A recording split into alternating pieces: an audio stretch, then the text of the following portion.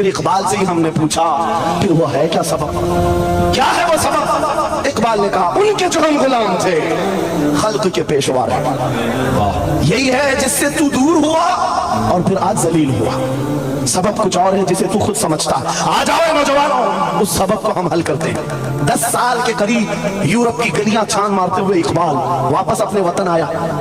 वहां के यूरोपियन को देखा, उनके साइंस, उनके रियाजी, उनके फिजिक्स, उनके ज्योग्राफी, सब चीजों को देखा और कहता मैं तो ढूंढ रहा था मेरी कौम की इज्जत कहाँ है, मेरी कौम की बुलंदी कहाँ है। 10 साल के बाद जब वापस आया, लोगों ने पूछा क्या मिला अपनी कौम की इज्जत का राज? इकबाल ने कहा मैं बहुत गौर से देखता रहा और फिर इस नतीजे पर पहुंचा मेरी कौम के उरूज और इर्तिका बुलंदी का एक ही राज है कि मोहम्मद से वफा तूने, हम तेरे हैं, ये जहां चीज है क्या लौह कलम तेरे हैं। ये उस वक्त इकबाल ने कहा था।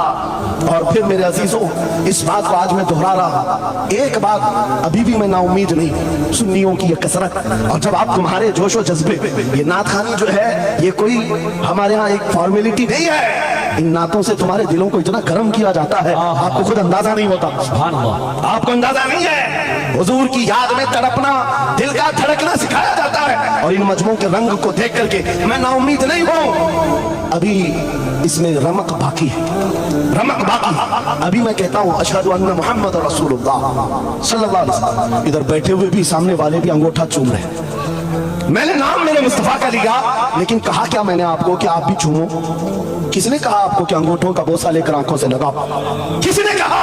अरे मैंने कहा भी नहीं, ना तमहीद मांगा, इधर नाम लिया, बेइख्तियार अंगूठे उठ गए, बेइख्तियार लबों को चूम लिया तुमने, लबों से अंगूठों को चूम कर आंखों से लगाया। यह इस बात की अलामत है गुनहगार